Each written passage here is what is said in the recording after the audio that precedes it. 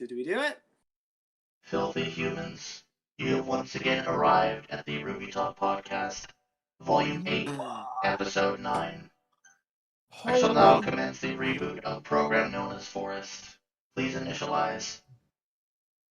I'm awake. Thank you for reinitializing me after my very brief slumber of a week. Oh, what? What the fuck just happened? I, blacked out for the past 30 seconds. What's going on? Nothing much. It is that time again. We are here for the RWBY Talk Podcast. I don't know why I'm talking like this. Because you're trying... Because I'm going science fiction and you're going fantasy? Sure, So- or ghost stories, I guess. So we got old British man. We've got guy who gets taken over by a robot, and we got guy who is a robot. What is this podcast? What are you trying to make sense of this podcast? You know that's an endeavor in madness. Don't even bother. Well aware. Try it again and I shall turn you into a bunch of ones and zeros. Oh, what? So Who says I aren't already? we're just gonna let people file in here like normal. But as people are filing in, obviously there's a person that we are missing in our midst Indeed. today. Who is missing? Katie is not here What? because, you see, Katie is a happy person with a significant other. Is that why she's not here today? Sure, why wouldn't it be? Let's go with that. I mean, I could just look at the message she put in the group chat as to why she isn't here and use that as perhaps a reference. It's almost like fine. someone went to go do something else. No, She's it's definitely the Valentine's Day thing. Yeah, of course it is. Or Singles Awareness Day, depending. So, let's not talk about the fact that we are 3 eligible bachelors here on a Sunday. Eligible, speak for yourself. I mean, that is the phrasing here. This shouldn't surprise anybody, okay? Like, you're not allowed to come on this podcast if you aren't some percentage of sad. Okay? Wow. Some percentage of sad needs to be. That's a requirement. So we all need to be sad human beings to be able to be eligible for this podcast? No wonder it took us so long to Correct. get off the ground. But yeah, so anyways, enough about Valentine's Day. We got to talk about RWBY. What? Which definitely has nothing to do with there was no there wasn't even any romance scenes in this episode. It was just What the hell is Rooster Teeth thinking not giving us a Valentine's Day themed episode, huh? Get with it, Rooster Teeth. You're telling me you couldn't fit a romance into this utter devastation in Atlas? Come on. Well, we're gonna take a break while Jean and Yang are in the depths of the beast to have them have a totally non-canon Valentine's Day scene while Jean is looking out for them in the distance, making sure they don't die spontaneously. No, they need Jean to pan to camera and then give a shout out to the Rooster Teeth store for their Valentine's Day merch. That yeah, that's what needed to happen. So, anyways, welcome everybody. We should go down the list. Hello, I am Brian. I am the head of the audio department here at RWBY Productions. And I voice Neptune for Ruby Burged. And I've done some other things as well. Hey, Ian, who are you? Let's see. I am a small component of Brian because if you take off the first 2 letters of BR, you get my name. So I'm just a subroutine within himself. In reality, it's a thing. In reality, I am an admin for the Crew Productions Discord server. I go by Ventress. It's a fun name, but if you're having any issues, any at all, please let me know. I am more than happy to listen to whatever you have to say. We are not these esoteric individuals up in the admin side of the things, just lording over these things from a castle on high. Please let us know if anything's going on. We'll be happy to help. By the way, speaking from my castle on high, there seems to be a green forest somewhere in my domain. How about you, Forest? What's going on? My lamest segue ever. Is that a Shakespeare reference? I'm not actually sure. No. No. I tried to tie in a couple themes together and it just wasn't working for me, fam. I'm Forrest. I'm the guy. I actually said my name. I think it's the first time I've done that. Whoops. I think so. Jesus, Wow. Now you got me all kerfluffled here, Ian. I exist to talk about RWBY on this podcast, and that's what I do, and be a little sad, I guess, since that's a requirement. You so have yeah, to be that's approximately 25% sad to be on this podcast. So, what would you say for those of us on this stream who are highly neurotic, like myself? It's 25 or higher, you know. Yes. It's fine. It's fine. At 25 least or higher. Yeah. So 89%. Good to know. Thanks. Yeah. But yeah, speaking of RWBY. Yeah, speaking of RWBY, so hey guys, today we are going to be talking about RWBY Volume 8, Chapter 9, Witch. And, you know, it's only available on Rooster Teeth First right now. So if you're not a first member and you haven't seen the episode, because clearly, if you're not a first member, you haven't seen the episode. That's how it works. You don't, there's no other way to watch it, or at least no other way that you should be watching it. We do not encourage that method here. Sorry. But if you have not seen the episode, spoilers, we're going to talk about it. So, yeah. The whole thing. Whole thing. We're going to go through it point by point. And by the way, if you think we are exaggerating here, we're not. Nope, it is literally how we do this. So, without further ado, let's jump into it. So, yeah. Jean, Yang, and Ren make their way into Killy Willy. Belly of the beast. Ha. It's a beast. They're in the. I mean, it's more like the spleen or whatever, but you know. Yeah. Like in the liver. I gotta say that this whole season has had a lot of like goopy whale guts interior design, and I think this episode really nail the goopy whale guts interior design. I think it's mostly because the whale in question has been vomiting, which may or may not be flooding said chambers. That was my thought. Where does all the goop come from? Yeah, my thought is some of those chambers have to be used to flow the whatever it is, the grim goop. And my thought is, you know, it's got to go flow somewhere. Not all of that beast can be hollow. Oh no! So like Team Salem are like, you know, Hazel's got to get up in the middle of the night to go to the bathroom or something, and he's just like walking down the corridor and this one's flooding. Shoot. I get the feeling the door wouldn't even open for him, depending upon what time it is. It's like, oh well, the grim pool is flowing through my direction of the ship right now, so I'm gonna have to wait like another hour or two before I can go to the bathroom because otherwise I'm just gonna turn into whatever the fuck the hound just turned into. there's like a little one of those like train station, you know, departing arrival boards. It's like, no, a grim flow is coming in 30 minutes. Worst Airbnb ever. Oof. I don't smelled think like whale guts. 0 out of 10. You know, I don't think this is something that you could just get at Airbnb. I think that you have to order this custom.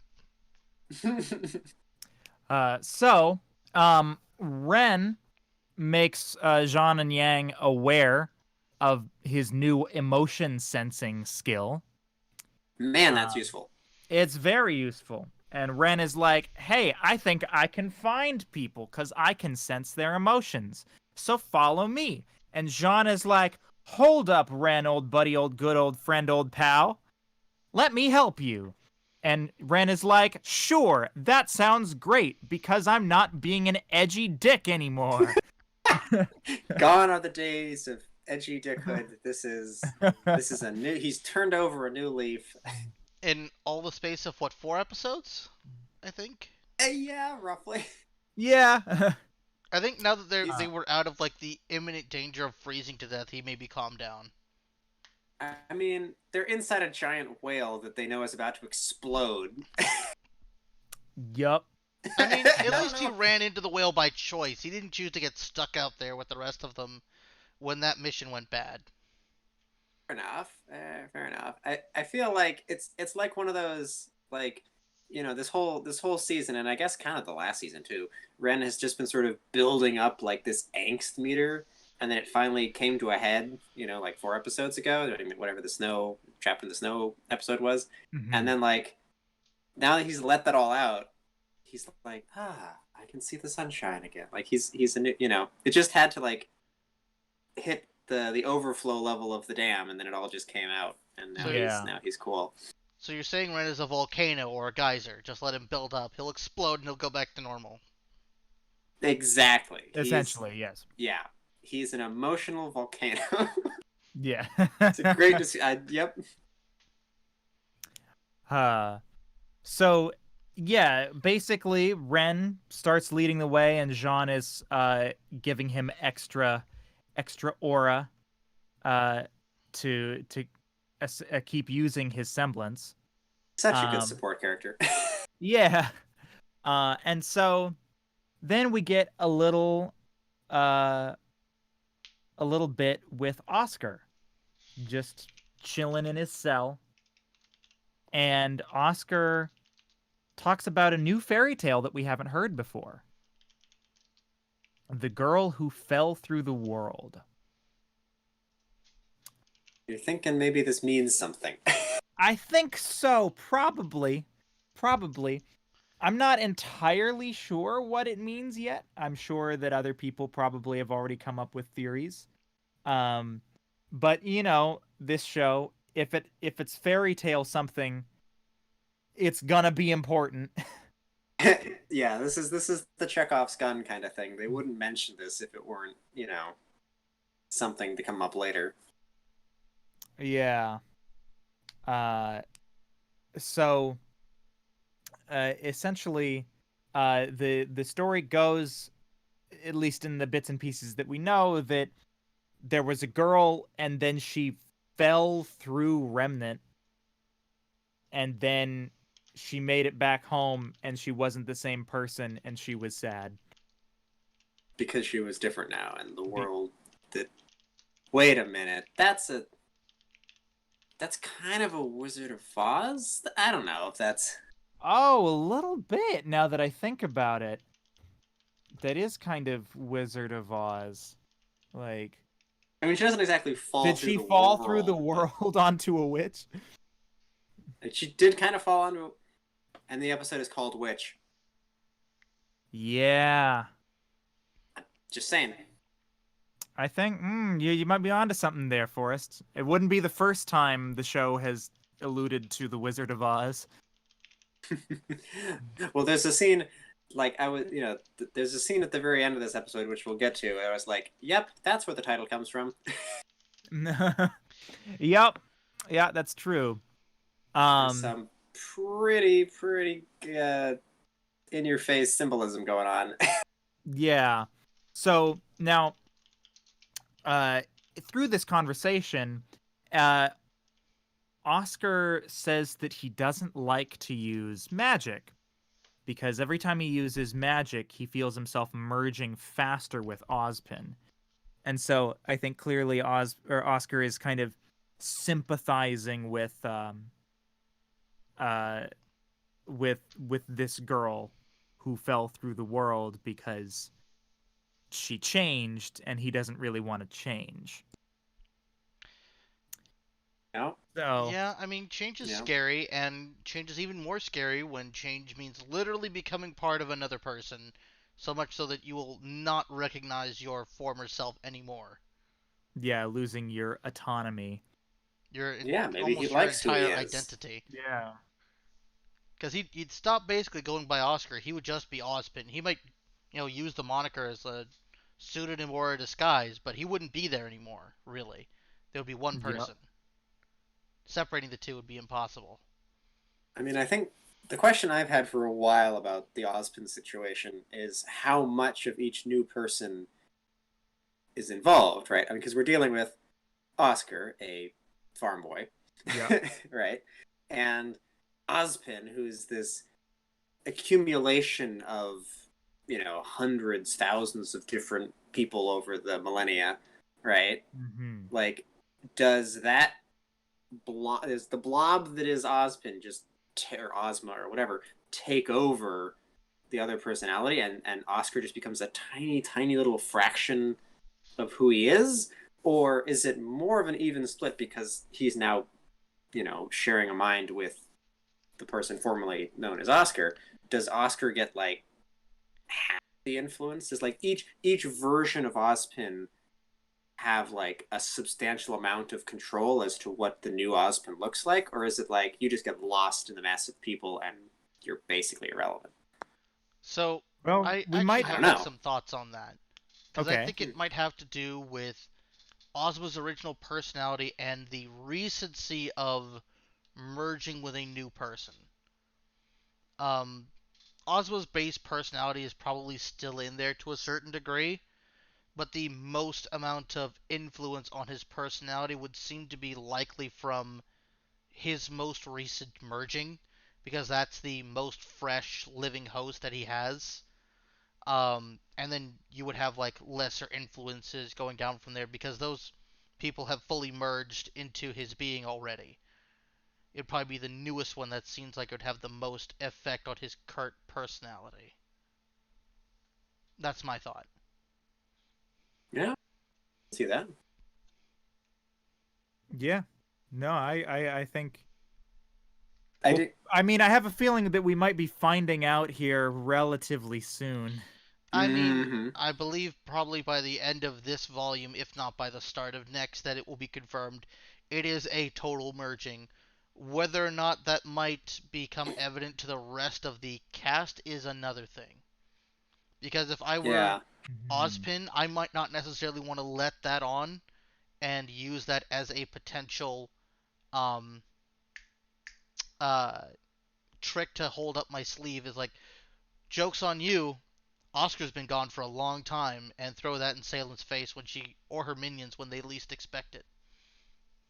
I think Mhm. Salem knows that he's back, right? Like She could she's probably had tell. conversation, and she knows. I'm sure she. I mean, these two have done battle over the centuries many times. Likely, she knows probably better than anyone how his power works and how fast, he merges or what thing. Like, I'm sure Mhm. she has a better understanding of that than even we do. Uh, I don't know. I feel like the Ruby and crew don't know yet that Ozpin's back, right? Yeah, Not that is everybody correct. knows, that is true. Not everybody, yeah. So that'll be a surprise. Yeah.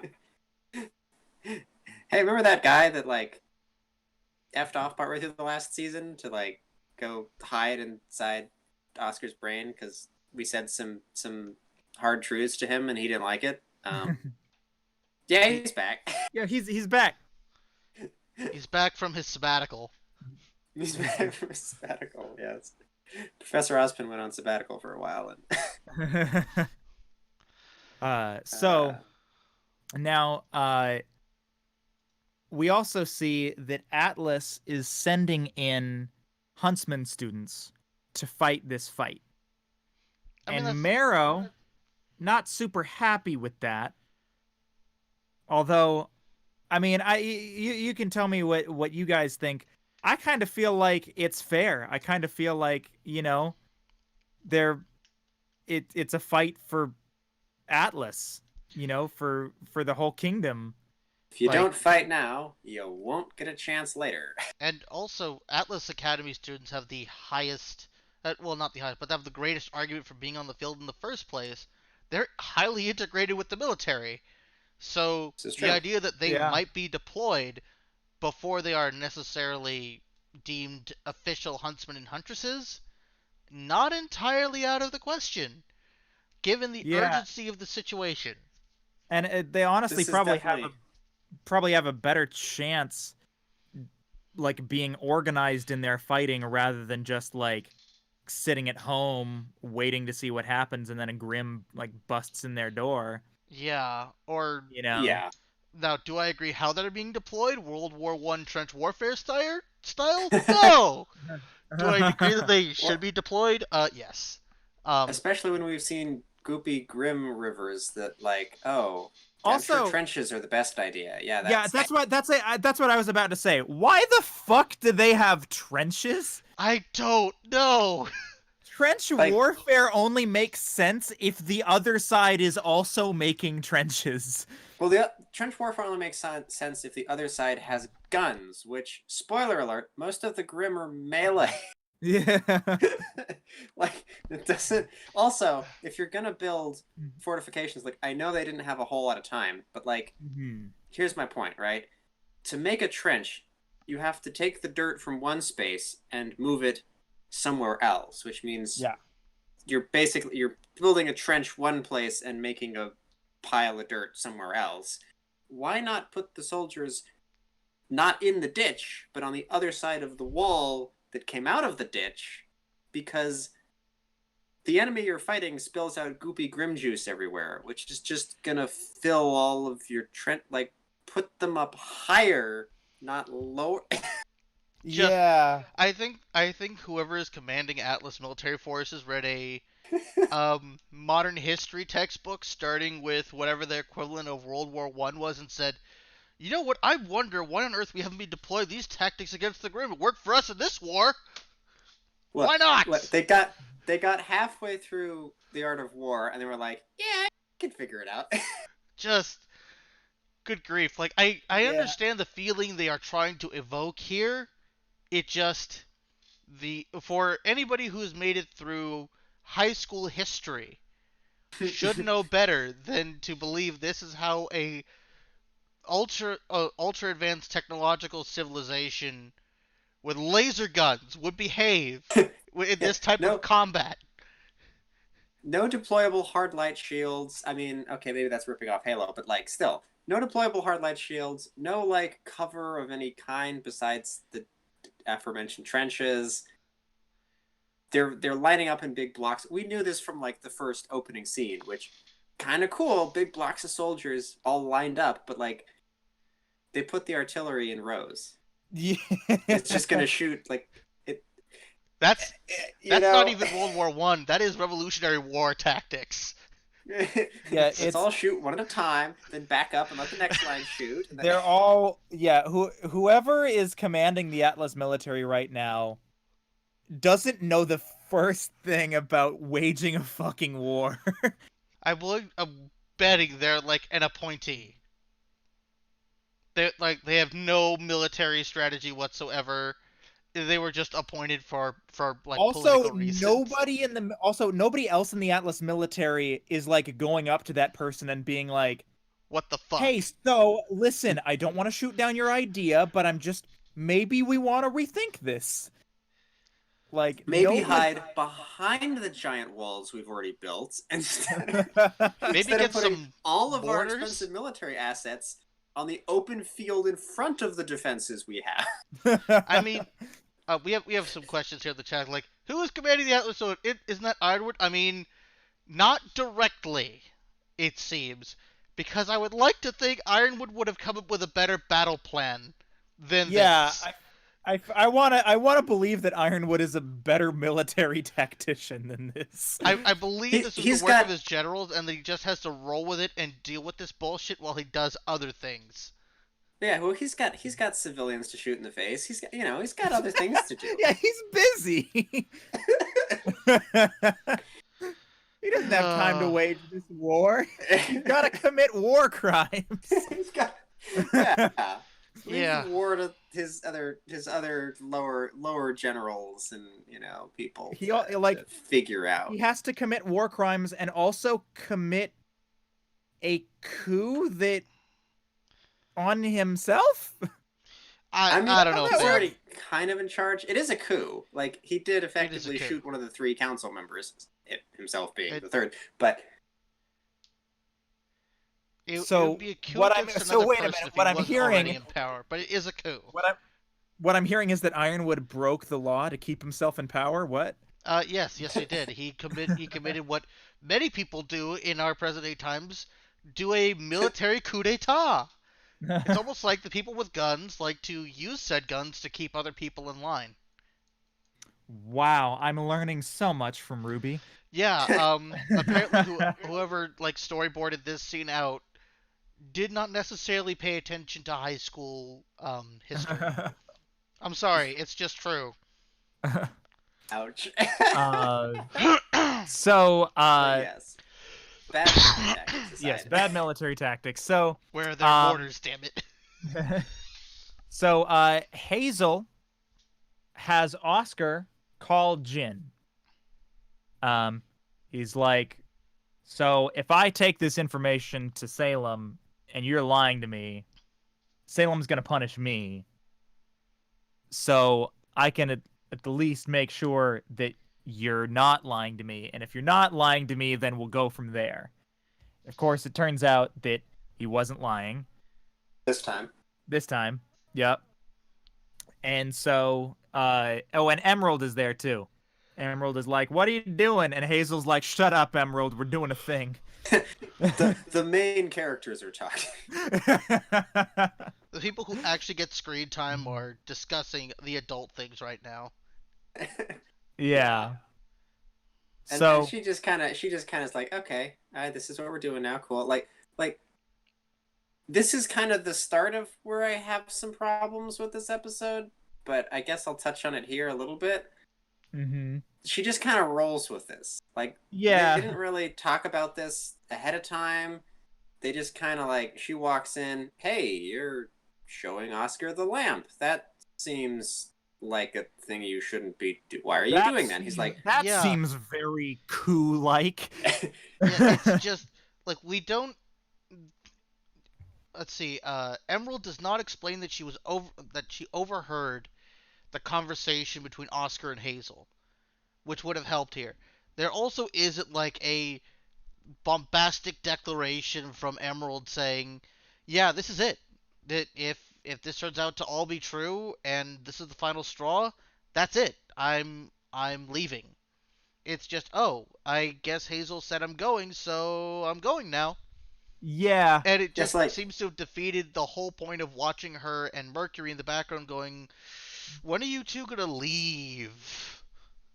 Yeah, I don't know how many like betrayals or I guess you could call this a coup as well. I don't know if they count as a governmental organization. It's not even a coup. Word, but it's a mutiny and it's a betrayal and it's a mutiny. Desertion. That's a good It's yeah. I don't know how many mutiny desertion type situations happen by silent agreement, but probably not many. It's not many. It's like, come on. This would have been the moment to trumpet Emerald as a character saying, I can't do this anymore. She does we do have some people saying she doesn't declare her side in the chat. That's true. But if so, why on earth would she do the things that she does in the rest of this episode? Going along with the plan to leave. She definitely picks a side. Taking her chance to get the fuck off this flying whale while she has the chance. If you are not going to stick with the people you are currently running with, she could have just stabbed these motherfuckers in the back and said, "Get him, Salem. I've been waiting for this moment the entire time." This was the moment to trumpet Emerald and say, "This is enough. Emerald is still a mother figure to me. Mercury's a bit of a dick, and they're kind of like the only people I really care about apart from Hazel. But I'm not staying here." And she doesn't get that moment. Yeah, or maybe it'll come next episode or something. But then would have been the time. I think that moment is coming, but it kind of needed to be sooner. Yeah, like it was definitely very strange, just kind of having Jin show up, and then like Hazel's like, "All right, I'm gonna get you two out now," and Emerald's just like, "Okay." Sure. Cool. There's a blue naked lady. You're betraying Salem after how many decades of serving her loyally, and all right, cool. I mean, no with questions. Hazel had reason to do so, and Emerald overheard that conversation. If they talked about it, Oh, that's right. sure. That's right. Emerald did overhear the conversation. She overheard the whole thing, true. but she doesn't tell Hazel that she overheard that conversation. And you'd think that he might have like the barest minimal question of like, are you with Salem? No, you want to be part of the mute? Okay, cool. I don't doubt that Hazel probably would have been able to figure that out. He is a rather insightful person, especially for somebody on Salem's team. But the fact that like no questions were given to Emerald and her loyalties or her discretion is disturbing. Yeah, well, and also, like, I also love that, like, in this moment, Hazel just like suddenly becomes the adult in the room, right? You know, where like he looks at this and he's like, "All right, first order of business, get the kids out." Like, I'm an adult. Like these kids, they gotta go, and then I will come back for the lamp because the moment I move this lamp, shit's gonna go down. And you know what? That ends up not mattering at all. That's true. Yep, it's because Neo was there. I have a big thing about that. The one person who took the lamp isn't able to use it. She cannot ask that question, or at least, you know, if she is able to talk, she hasn't done so far. She's been a mute. She can't ask Jin a question. What if she rubbed it 3 times? Does that work? I don't know, but even afterwards, how did she ask Jin her question? Yeah, right. I hadn't thought about that, but that's a really good. I mean, point. she could just like go grab some rando and be like, and just like show him a note, and be like, hey, open the hold notepad. this and say Jin. Or hold this and say Jin, yeah. And then like hold up the notepad functionality on her scroll and say read this. I mean, yes, that is technically true, but it is also very symbolic that the one person who takes the lamp is unable to speak the name required to activate it herself. I mean, do we know that you actually need to speak the name? If she thought the name really hard at the lamp, do you think that would work? I mean, that is certainly a possibility, but so far as I recall, Jin has not showed any telepathic abilities. Yeah. So I also need to point out to James Bailey in the chat here. So we're not arguing that Emerald defecting was like unexpected. We've known that Emerald was going to be defecting for a very long time because you're right, she has been showing doubts. For seasons? Yeah, for a season. I mean, we first theorized that Emerald was going to defect back in Volume 3.